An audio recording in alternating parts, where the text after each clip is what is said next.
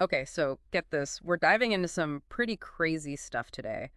Um, Elon Musk, AI, and, like international relations all kind of mixed up together. Yeah, it's a pretty interesting area, isn't it? Really interesting. And, the source that we're looking at today is a YouTube video called Elon Musk's AI Grok slams PM Modi and BJP. Oh, wow. Yeah, and this is from a channel called the Lungleng Show. And basically, we're looking at how this AI chatbot named Grok, it's developed by Elon Musk's XAI company. Right. It's causing some major issues over in India right now. Really? Yeah, it's making some pretty bold statements about Prime Minister Narendra Modi and the BJP political party. So Grok, this AI, you said, it's known for being pretty unfiltered, Hmm. sometimes even politically incorrect. Oh, yeah. It's like ChatGPT, but maybe a little bit more unrestrained, you could say. Yeah, and a lot more opinions. Okay. It even goes so far as to call Modi India's most communal politician. Wow. Yeah. It cites his alleged ties to Hindu nationalist policies and even brings up the 2002 Gujarat riots. So, I mean, this is AI, right? I mean, is this Grok, is this really like its opinion? Or is this just reflecting, the data that it's trained on? Well, that's a good question. Right, because, I mean, like any language model, any AI model it's really a product of what it learns from. Right. It analyzes, tons and tons of text and code learning patterns and making associations. And so it's going to be influenced by all that information, that it's been exposed to. So it's like if the data set that Grok is trained on includes criticisms of Modi and the BJP, it's going to be more likely to express those same views. Yeah, exactly. It's like, it's like a mirror. Uh-huh. It reflects what it sees. Okay, so it's not necessarily forming its own opinions Right. Yeah. independently, but it's more like taking everything it's learned and kind of putting it together in its own way. Yeah, basically synthesizing it and then, expressing it. Okay, that makes sense. But here's something that I find really interesting. So Elon Musk, the guy who created the company behind Grok, he's actually publicly praised Modi in the past. Yeah, he even called himself a fan of Modi. Oh. And remember when Modi visited the U.S. and toured those Tesla and SpaceX facilities? Yeah, I remember that. It seemed like they had a pretty good relationship, right? Yeah, they seem to have a positive connection for sure. So it's just crazy to me that Grok, this AI that's essentially his creation, is making such strong criticisms of Modi. Yeah, it's definitely surprising given that context. It's almost like his own AI is contradicting him. It's definitely an interesting situation. Yeah, I bet it's putting a lot of pressure on the Indian government. Like, how do they even respond to something like this? Yeah, I mean, it's tricky, right? It's got to be super awkward. Because if they try to, like, shut down Grok in India or restrict access to it, that could really damage their relationship with the U.S. and with Musk. Right. And Musk has, businesses in India. Right. But if they just ignore it, then, these accusations could spread even more. Right. Which could be really damaging for the BJP and for Modi. So they're totally stuck between a rock and a hard place. Absolutely. So what do they do? Well, the host of the Lungleng show, Mhm. where this video came from, he actually suggests that India really needs to be careful here. He says that, diplomacy is going to be key to navigating this whole situation. Diplomacy? Yeah. Like they can't go to war with an AI or something. Well, hopefully not. I mean, I'm sure someone's probably thinking about it, though. Problem. But this whole thing just shows how AI is becoming this huge factor in international relations. It's like the lines are getting blurred between technology and geopolitics. Yeah, it's a whole new world out there. It really is. So before we get into the bigger picture of what AI means for politics, let's go back to Grok for a minute and look at some of the specific accusations it's making. Okay.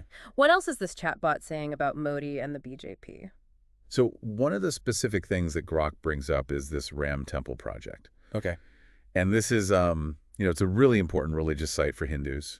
Yeah. And Grok is kind of suggesting that the BJP is using it like they're leveraging it, to appeal to the majority Hindu population. Oh, so they're saying there's like a strategic element to it. Yeah, like it's not just about religious devotion, but it's also about politics.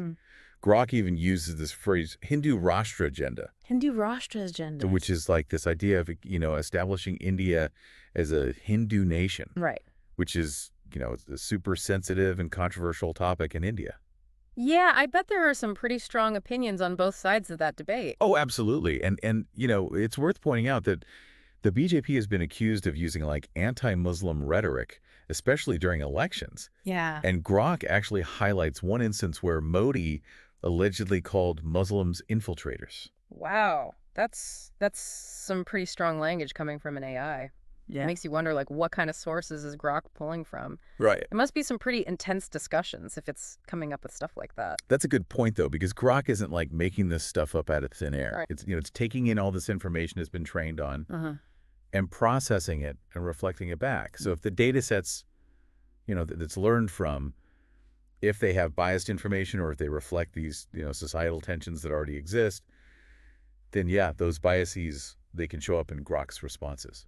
That makes sense. But how do we know what's Grok's own opinion versus what it's just like repeating from its training? Yeah, that's the thing. It's a tough question to answer. It's gotta be a super blurry line. It really is. It's like, trying to separate a river's current from all the stuff it carries downstream. That's a good way to put it, It's all kind of mixed together. you know?